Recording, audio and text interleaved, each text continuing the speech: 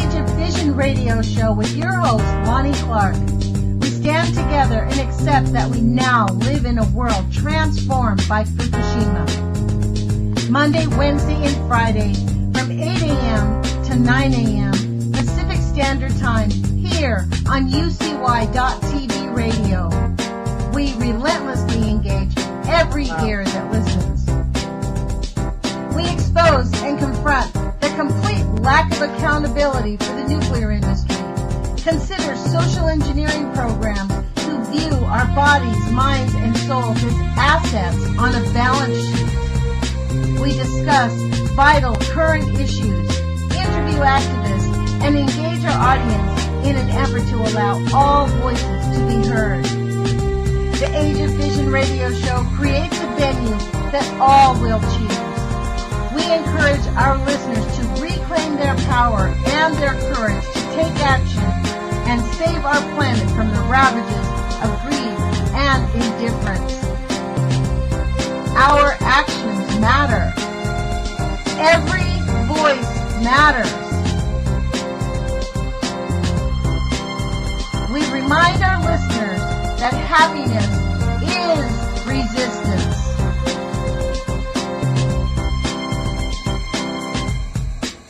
Love is greater than fear.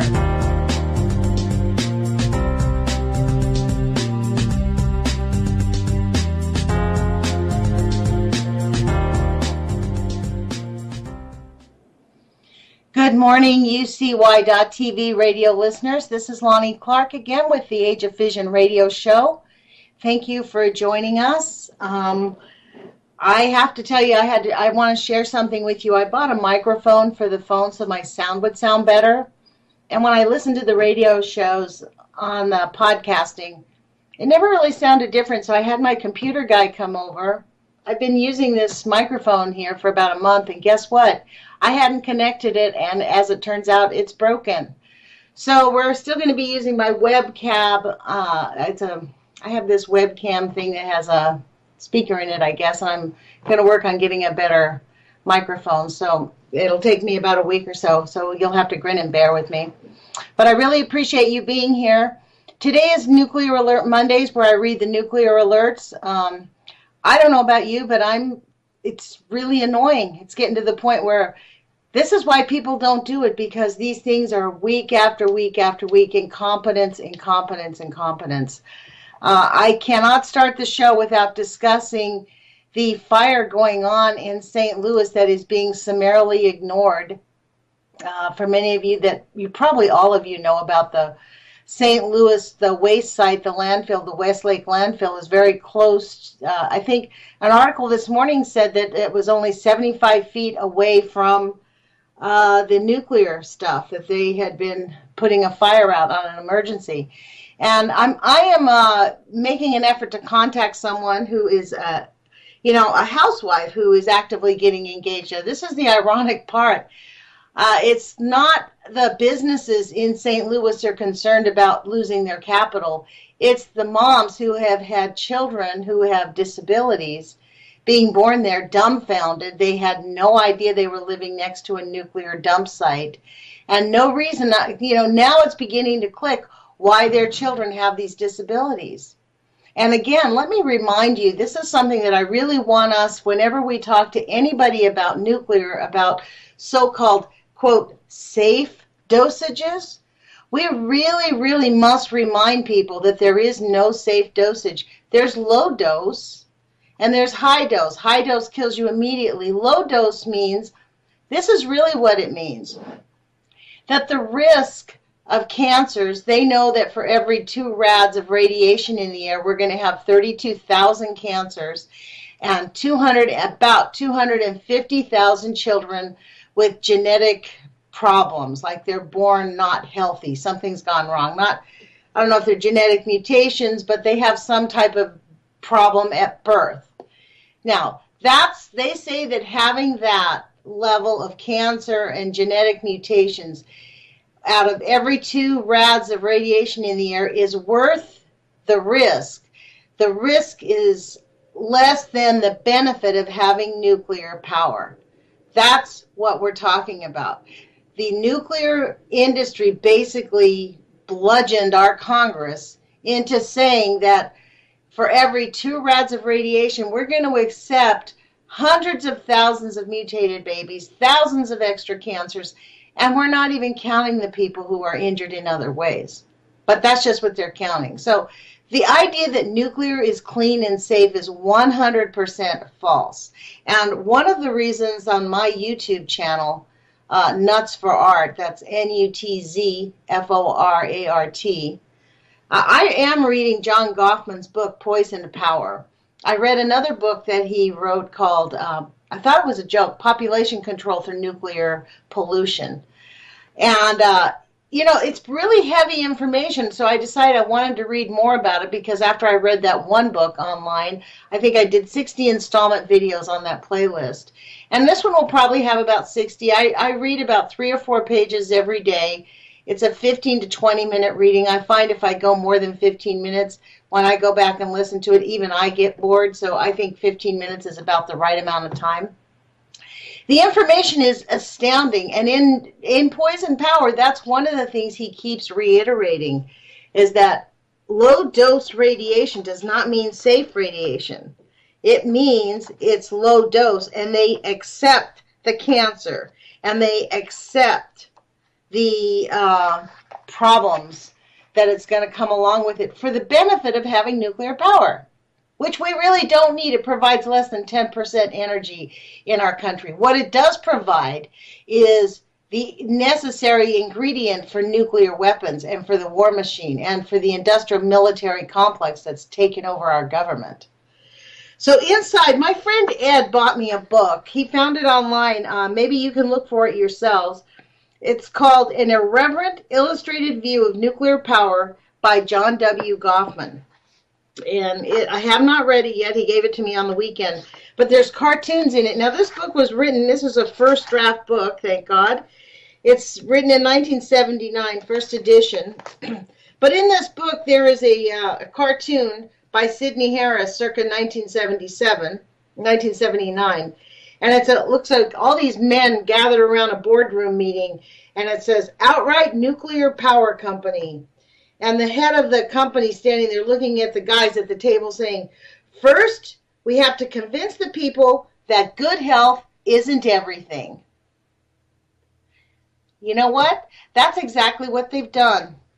So, I just had to share that with you because I am dumbfounded that we are expected to just allow our children to get genetically mutated, born with problems, autism, deficiencies, you name it, endocrine problems, cancer when they're 10, 15 years old, 32,000 cancers.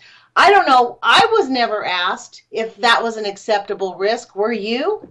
I don't think any of us were asked what the acceptable risks were for cancer and for leukemia and childhood mutations. So low dose radiation does not mean safe, you guys, and it's very important that we understand that and that we are able to communicate that with these people because we are bombarded with nuclear apologists all over the place. So I see I'm already 8 minutes in. I'm going to get right to these nuclear alerts. I'm going to go from the 1st, November 2nd, backwards instead of going the other way around because they seem to repeat themselves, and I think that might be a little bit less redundant. So this is the nuclear alerts for November 2nd. That takes us through the weekend also, 10:30 through November 2nd. We have 4 of them. Event number 51394. Now, this must be an update because this is odd. Event date was 7/16/2015. Notification date was 9/15. So they waited for 2 months to let anybody know. It's considered a non-emergency. Interim evaluation of deviation, defects, and non-compliance. Actuator fail mode deviation and potential conservation actuating size. Oh, this is what this is an update. Okay. During the investigation, it was also noted that there was an increase in one of the sizing factors for the valve that may have led to the non-conservative actuizer sizing for this and other valves provided at the Crusco site. This is actually in Marshalltown, Iowa, at the Emerson Process Management. Okay. Um, what's an update? So to the extent of the condition investigations into both issues have determined that no valve configurations have shipped with these deficiencies. So what they're saying here, okay, let's see what the thing was talking about. Is providing, pursuant to 10 CFR 21.21A2, Fisher's Controls International is providing written interim notification of a deviation or failure to comply in products shipped to Crisco Nuclear Station located in Slovenia. Wow, that's actually interesting because guess what? We actually have something going on in Slovenia. On July 16th, Fisher became aware of an issue of an actuator fail mode for an 8-inch 2052 control disc valve, serial number 19443837. The affected valves was supplied in a fail closed configuration rather than the desired fail open configuration. Fisher has corrected the configuration and retested the affected valve at the Crisco site. Crisco also has since accepted the valve for reinstallation. So what they basically, this is an update telling us they've determined no other valves were messed up. Just that one plant, so don't worry about it. It's just that one over there in Slovenia, and we don't have to worry about it here in the United States. Don't worry your pretty little head there. Okay, so the second one is event 51493, Louisiana Radiation Protection Division. Ville Platte Medical Center, notification date 10/23, event date 10/16. Hey, that was my birthday. What happened? Somebody got patient dosed with wrong organ uptake tag. Oh, that's always great. On October 19th, Radiological Nuclear Medicine Manager reported that on October 16th at 1200 hours, a PRN licensed nuclear medicine tech inadvertently dosed a patient with 25 millicuries of TC99 MDP. So let's see what that is. That is called, what is it? It's got to have a name. Technetium. Oh, don't you love it? They named it Technetium. TECHNETIUM. TC99 Medronate. MEDRONATE. Medronic acid injection power for solution. That's what this is. So that is quite interesting. Huh. Wow.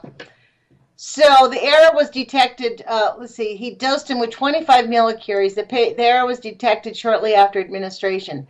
The patient had physician's orders to have a cardiac scan using 25 millicuries of technotritium, is that what they called it? Technetium, TECHNE, technetium. Technetium, you have to have technetium, my dear.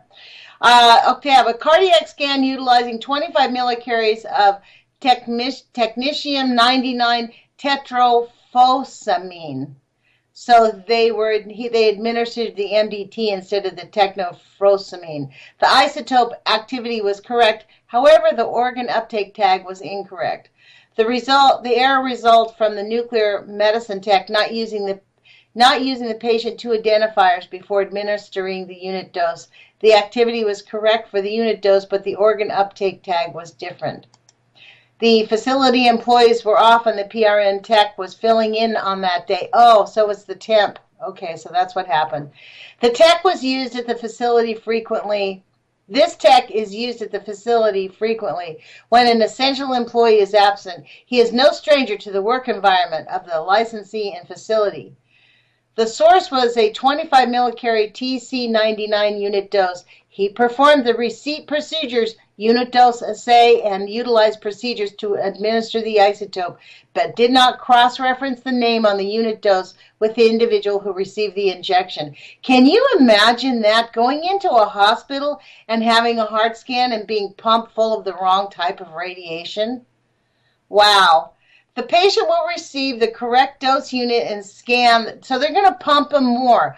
Oh my God, 25 millicuries TNC tetrofosamine. So they're going to do it again for a cardiac scan at a later date. Wow. And you know what? He probably cannot sue the hospital or the doctor or the technician for pumping him full of radiation that was incorrect. Wow. The complete lack of life. We really are their lab rats, you guys. This is so annoying. Texas A&M University, event number 51508, 1,000 kilowatts trigger the conversion. Oh, so there's their Triga. The Trigas are those little mini nuclear power plants that they have at these universities, like the one we have up here in Corvallis. I did not know about it until I got engaged with the whole Fukushima fight, and in Oregon, it's illegal. Nuclear power is illegal. It's against the law to run a nuclear power plant in Oregon. We passed a law. Except at the university, where Catherine Higley is free to tell us all that radiation is just like bananas, so don't worry about it. Notification of an unusual event due to tornado warning on Texas A&M campus. At 12:50 CDT, the notification of unusual event was declared at the Texas A&M Nuclear Science Center due to a tornado warning on the Texas A&M campus. The reactor was secured and the Science Center staff were evacuated to their designated tornado shelter in the facility. There is no risk to public health and safety. The tornado warning is in effect until 13:45 CDT. Update. The tornado warning was terminated. The licensee conducting a facility walked down and did not observe any damage to the facility.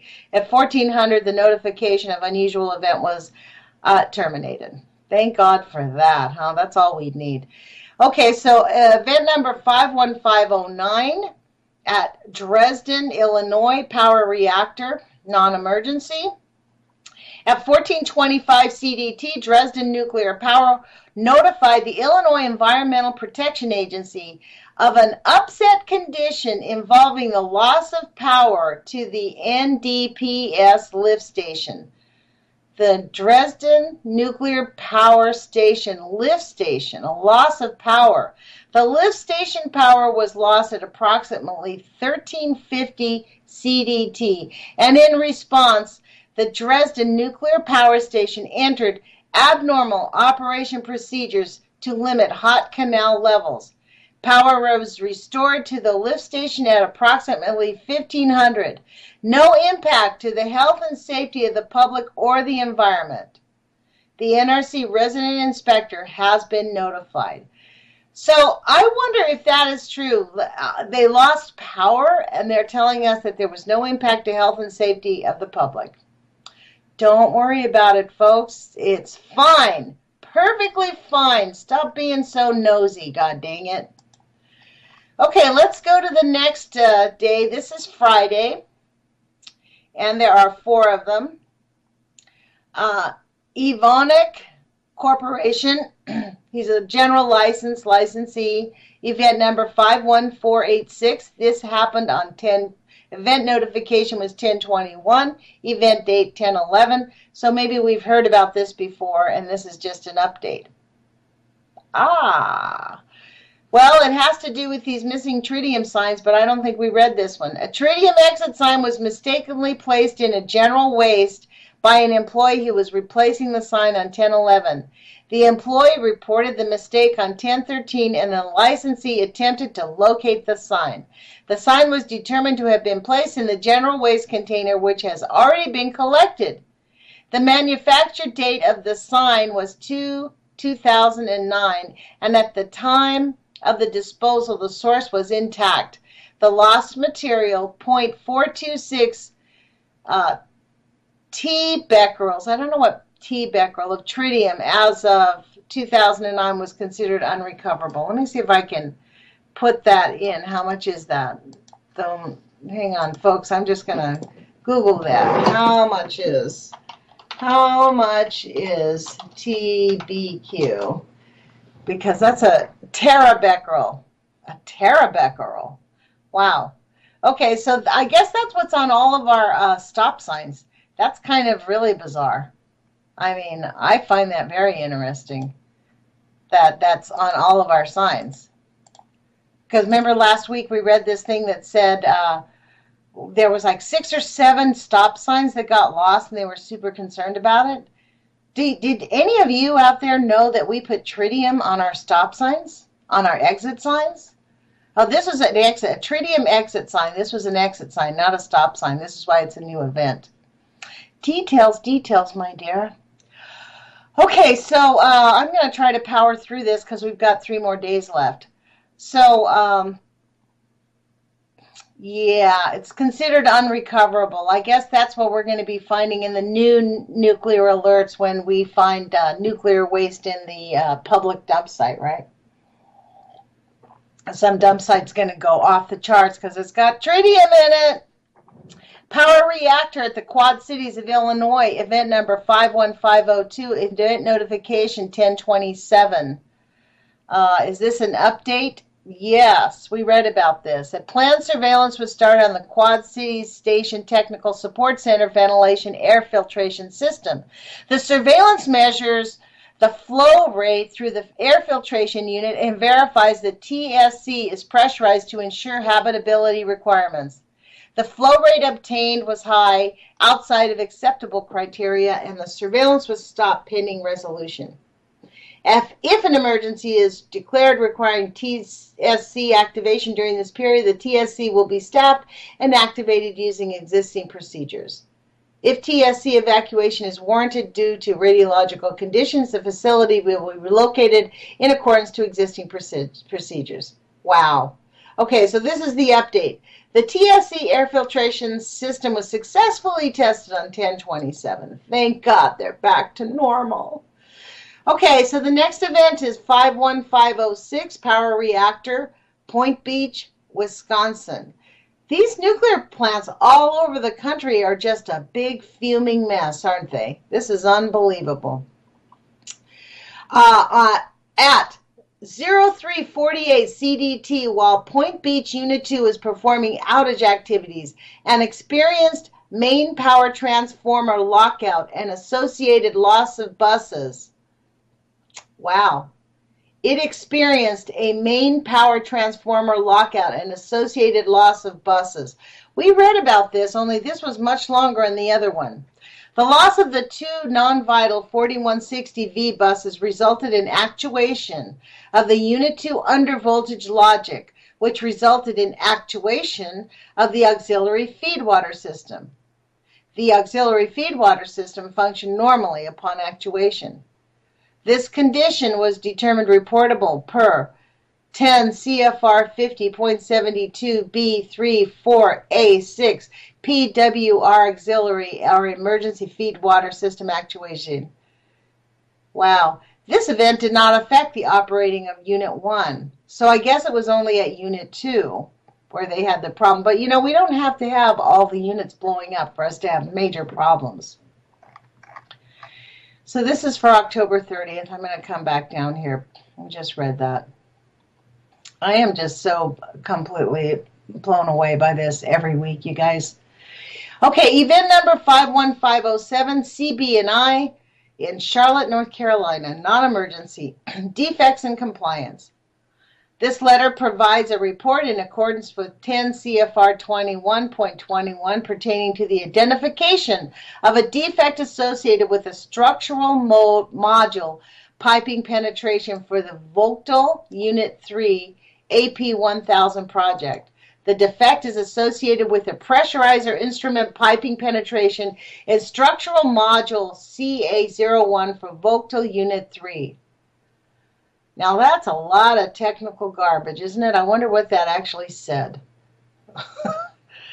Okay, the discovery date of these deviations is based upon the associated CB&I Power Inspection Report. The inspection report was initiated on May 5th, 2015.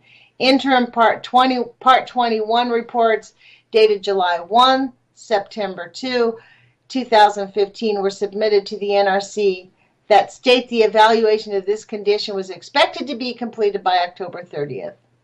So they did complete it, and they have defects. And I wonder how really significant those defects are. This is why I wanted to talk to you about what's going on in St. Louis. because they're like, yeah, it's no big deal. What we read an article over the weekend, right, that said worst case event is that we think that it's the nuclear fuel is going to catch fire by December.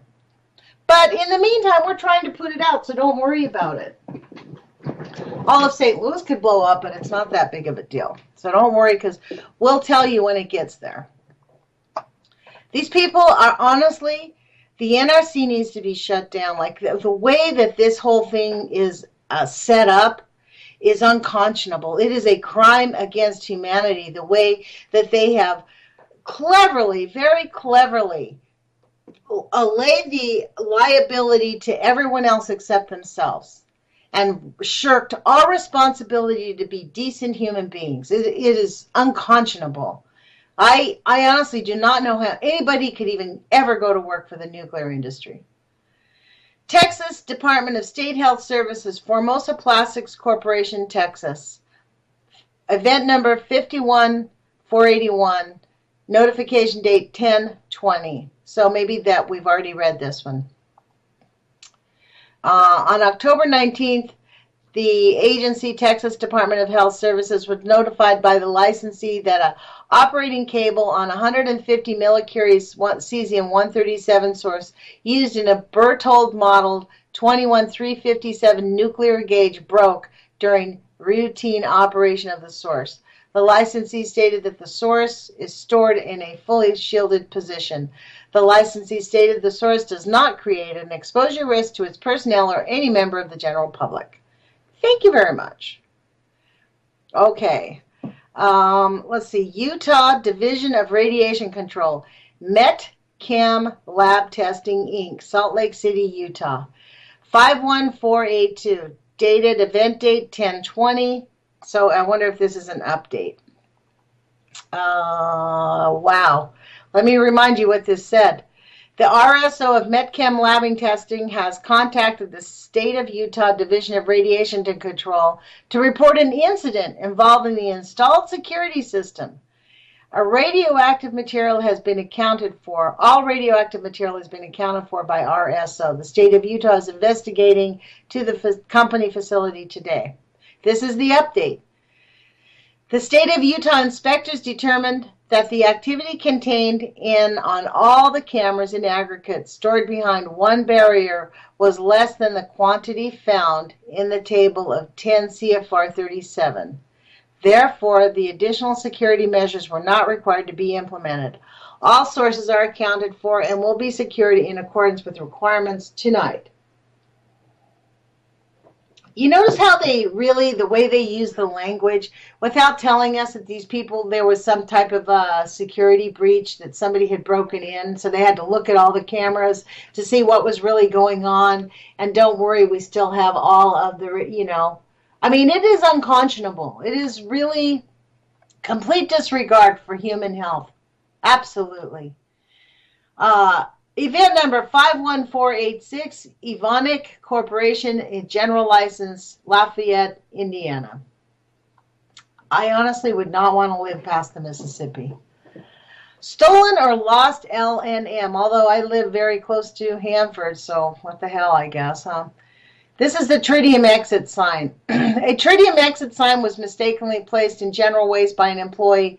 That's for the one we just read, so we have to not worry about that one. We just did that one. The .426 terabecquerels of tritium as of 2/9 is considered unrecoverable. So we're just super screwed. More tritium out into the general public. Don't worry about it. It probably won't affect you, because unless you're living in Illinois or Indiana, don't worry about it. Here we go. 10/28 is the event date, 51504, Salem, New Jersey. And let's see. Both trains of control room emergency air conditioning system inoperable. At 6:28 on 10/28, the Salem Unit Number 1 Control Room Emergency and Air Conditioning Systems train was declared inoperable due to a result of charcoal filter testing not meeting the surveillance requirement. Prior to declaring the Unit 1 train inoperable, the system was operating in a single train filtration operation mode due to refueling outage activities being performed on Unit 2 with the Unit 2 CREA-CS train inoperable. Oh, control room emergency air conditioning system remaining unoperable. This resulted in both units' control room emergency air conditioning system being inoperable. Gee. Prior to the event on 10/28, Salem Unit 1 was operating in Mode 1 at 100% power, and Unit 2 was in the Mode 6 with fuel movement in progress. At 6:28, Unit 1 entered Technical Specification 3.0.3, and Unit 2 suspended fuel movement to comply with Technical Specifications 3.7.6.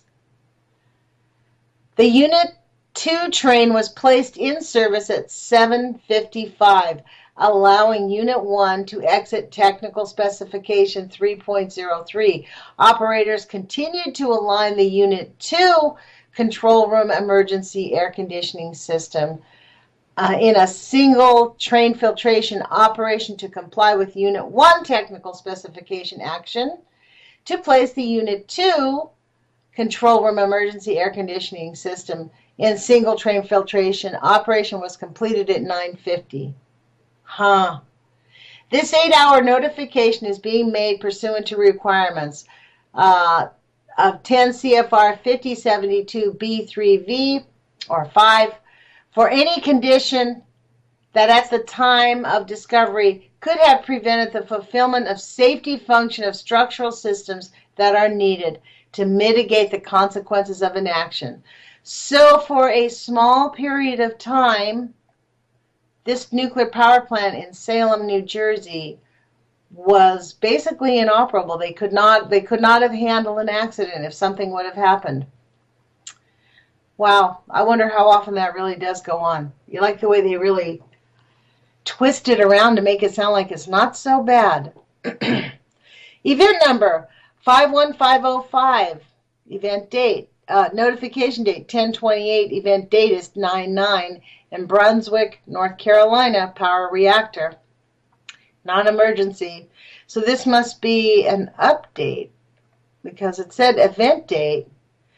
The event date was 9/9/2015. The notification date was 10/28. So I guess we're on a need-to-know basis. We don't need to know until they decide they need to tell us.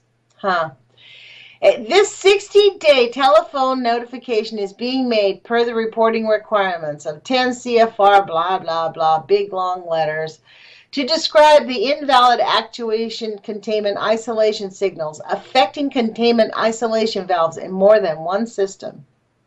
On September 9, 2015, at 21:03 Eastern Daylight Time, Unit 1 experienced a loss of electrical power to Motor Control Center 1 CB when the substation E6 feeder breaker tripped.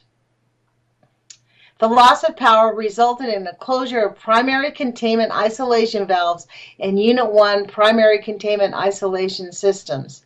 Group 2, the drywall equipment and the floor drains, residual heat removal, discharge to rad waste, what's this? RHR, residual heat removal, process sample, and traversing in-core probe.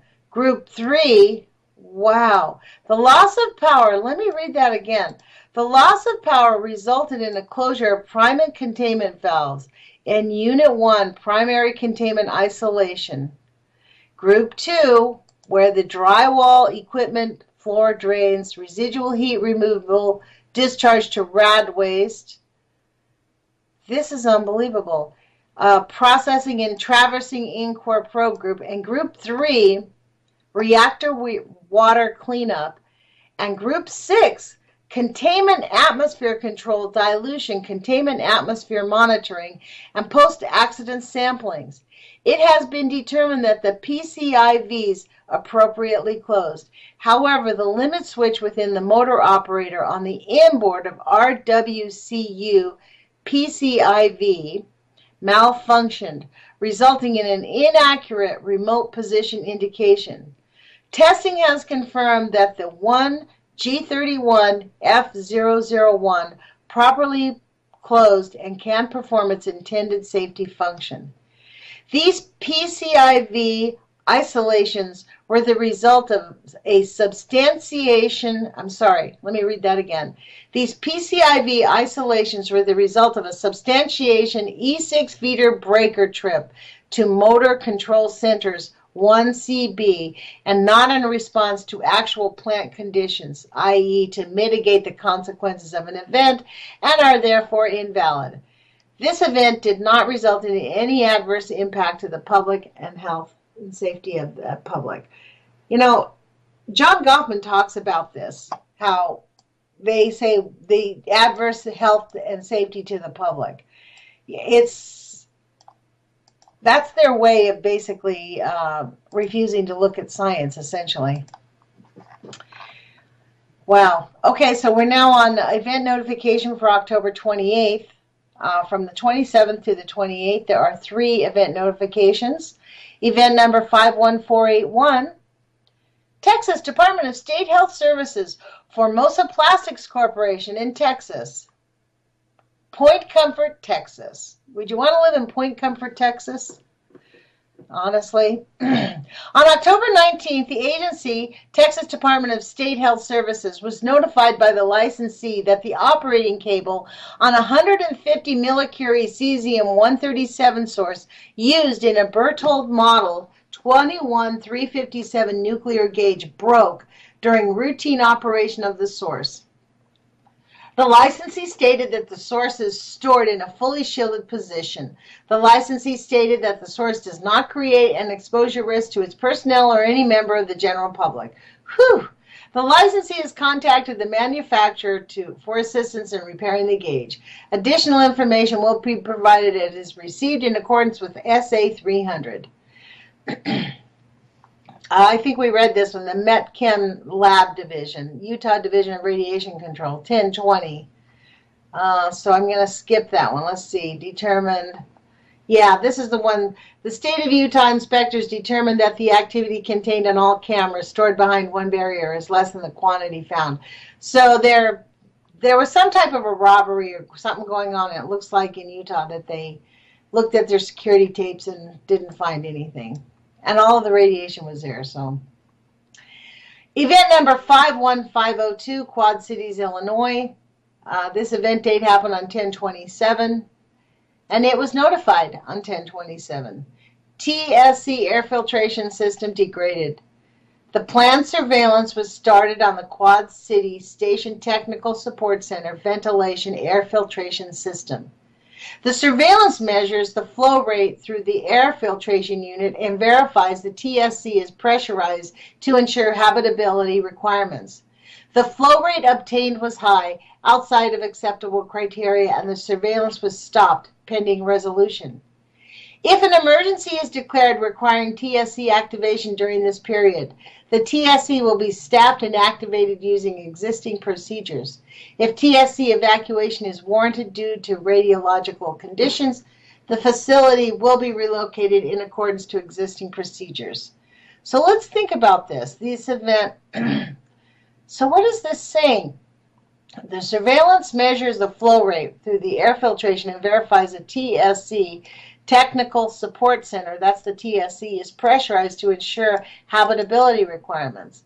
The flow rate obtained was high, outside of acceptable criteria, and the surveillance was stopped pending resolution. The surveillance was stopped pending resolution? You think that they would continue to do it? That must be procedure that allows them to do it. We love procedures, don't we? Where nobody gets charged with any crimes for harming the entire planet. I think, in order to work for the nuclear industry, you have to really take a gullibility test and a willingness to harm. Maybe you have to be a real sociopath. It's really sad. A lot of the people that work for the nuclear industry are actually really nice people who really have been truly brainwashed and convinced that they're right. It's sad. And they don't even, it's like the emperor has no clothes. They don't even see what's going on around them. Oh my gosh, we're at 8:40. I need to hurry up with this, you guys. We're on October 27th. I think that was the last date that we have to read here. Yeah, because last Monday was the 26th. So, let's see. Well, there are 1, 2, 3, 4, 5. Event number 51475. Illinois Emergency Management Agency, Wayne County Wells Surveys. Non-emergency. The radiation officer of Wayne County Wells Surveys contacted the agency of Illinois Emergency Management Agency on Friday morning, October 16th, to report the loss of 3 curies of americium-241 Be source. The loss. The description of the container which holds the source was provided, as well as the anticipated radiation levels, markings, and routes along which was followed when the container was most likely lost. The licensee had conducted visual surveillances along this route with no success. The agency dispatched teams with appropriate radiation detection instrumentation to traverse the route. The search is currently underway. Local law enforcement and emergency managers have been advised of the matter. The RSO last verified possession of the source on June 2 during a leak test. The search is being concentrated on several rural roads between Fairfield and Decatur, Illinois. The loss is believed to have happened sometime in the middle of September. In the middle of September. So this is what they lost. Let me give you what's called a QSA Global, model number AMNK 8208, serial number 82989B. So, oh my God, they lost 3 curies of americium-241 and beryllium source. It's a beryllium source. Who are these people? Oh, sorry, we just lost it. We have no idea where we put it. We last saw it sometime in June, and we haven't got a clue where it's at. The hell? Oh, my God. So if you're in Illinois and you see some big box sitting by the side of the road, don't go near it, ma'am. Just, let's see, where does it say? The search is being on several rural roads between Fairfield and Decatur, Illinois. That's when they last saw it. They went up and down the rural roads. Really? So it just dropped out of the truck? My God. Okay, let's move on. Louisiana Radiation Protection Division, Source Production Equipment Company, event number 51476, St. Rose, Louisiana, non-emergency. It's a non-emergency, but the title of it is Radiation Workers Contaminated While Working in Hot Cell. Wow. On October 2, 2010, let's see what the date was. The notification date was 10/16. Event date was 10/2. So is this an update? No, this isn't an update. This is the first time we've seen it. The following information was received from the state of Louisiana via email. On October 2, 2015, around 1500 CDT, Source Production and Equipment Company was manufacturing a 30 curie sealed cobalt-60 source within hot cell number 2. During the welding process of double encapsulating the sealed source, the welder malfunctioned.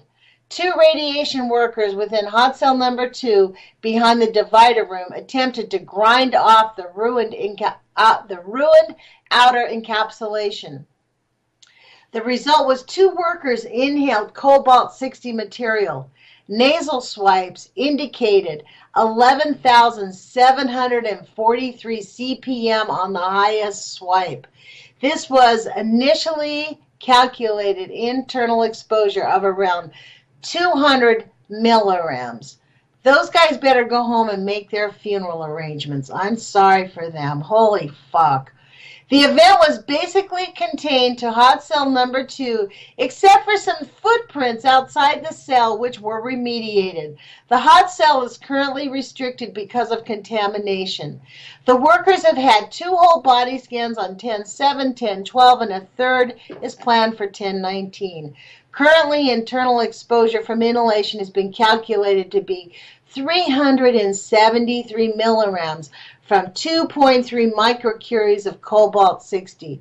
The workers' calculated exposure was 80 milligrams from 0.42 microcuries of cobalt-60. Wow. Wow, that is the risk of working in the nuclear industry, man. People just need to choose to not take their money. It's not worth it. SPEC has enacted a policy in regards to this event to no longer allow reworking a ruined source during manufacturing by grinding on it. They will just retire or dispose of that source and get a new source to work with. Wow, the licensee is also collecting bioassay samples from both workers for analysis. I am so sorry. Wow.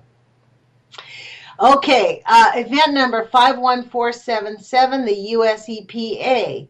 Licensee is the US EPA in Cincinnati, Ohio. This happened on 10/16. Event date 12/31/1983. Last updated on 10/16. Oh, we must have read this before, so I wonder why it's here again, but this is really unbelievable. 1983. 2 TSI models 3054 aerosol neutralizers containing 10 microcuries of cretonium. No, KR. What's KR, you guys? Each as of 1977 delivered to Andrew W. Breidenbach Environmental Research Center in facility in Cincinnati cannot be accounted for in available US EPA Cincinnati inventory records. I think I remember reading this last week. They basically just forgot it. Members of the Cincinnati staff completed an exhaustive search for all records and located radioactive inventories dating back to 1983, but could not locate any records prior to 1983. That is unbelievable. Well, hold on just one second. Okay. The 1983 inventory did not list the devices in question. As part of their investigation, the licensee contacted the manufacturer, who has no record that the devices were returned. In addition, the U.S. EPA facility in Research Triangle Park was contacted and requested to review their records. That location has no record of ever possessing these devices either. Wow. Except the devices were delivered to their facility on 4/21/1977. The devices' serial numbers are 290T and 291T. Those devices are sitting somewhere over in the Middle East, torn apart, sitting in somebody's dirty bomb cabinet, man. I swear to God, these people are unconscionable. I don't know why, but this makes me angry today. Power Reactor, Prairie Island, Minnesota, event number 51497. So here we are in Minnesota. I have many friends now in Minnesota. Offsite notification for on-site accident of local interest. Prairie Island Nuclear Generating Plant notified law enforcement agency and Prairie Island Community Tribal Council due to an incident on-site of local interest. So that's it. That's what they're saying. The notification is being conducted in accordance with 10 CFR 50.72B211 for notification of an outside government agency. The plan remains safe and the condition does not pose any additional risk to the public. What the fuck happened? They didn't tell us what happened. They're just saying an event happened and, oh, by the way, we have to tell you. Maybe this is it. The next one down. Is this the same one? 51498? Nope. This is 51498. That prior one was 51497. Same place, reactor, Prairie Island, Minnesota power reactor. Unanalyzed condition with a high energy break line. Uh-huh. As of 7:03 CDT on 10/26, Prairie Island Nuclear Generating Plant identified door 62 11/21 auxiliary feed pump, AFW, that's what they're going to call that, AFW, auxiliary feed water pump, room to 1222 AFW pump room to be in a closed position. Door 62 functions as a fire door and closes in the event of a fire in either A or B train AFW pump rooms. When Unit 1 or 2 is in modules 1 through 4, door 62 is required to remain open in the event of an internal flood of AFW pump room or a turbine building high energy line break flood into the AFW pump. A HELB. They create all these little acronyms. A HELB, high energy line break. That's what they're going to call a high energy line break is a HELB, you guys. Motherfuckers. Sorry about the cussing. Currently, Unit 2 is in Mode 6, so only the Unit 1 turbine building HELB applies. Door 62 is normally open with a fusible link to allow closure during a fire. Door 62 was closed during maintenance. When the door closed, the Unit 1 side of the auxiliary feed water pump room lost its ability to adequately drain water in the Unit 1 HELB event and was an unanalyzed condition. Upon discovery, door 62 was immediately repositioned to be open per the analyzed condition and a fire watch established per plant procedure. A fire watch was established per plant procedure. This notification is being conducted in 10 CFR 50.72B32B for an unanalyzed condition. The plant remains safe, and this condition does not pose any risk to the public. Wow. I don't know about you guys, but that is just off the charts. They twist like pretzels, making an effort not to tell us jack shit about the harm they're causing our planet.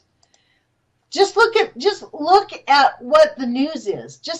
We have 6 or 7 minutes left.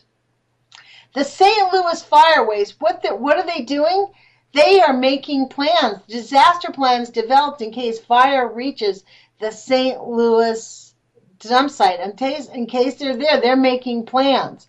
Now, what I read last night was they're trying to build a firewall between the fire in the landfill and the nuclear waste. They think that's going to work.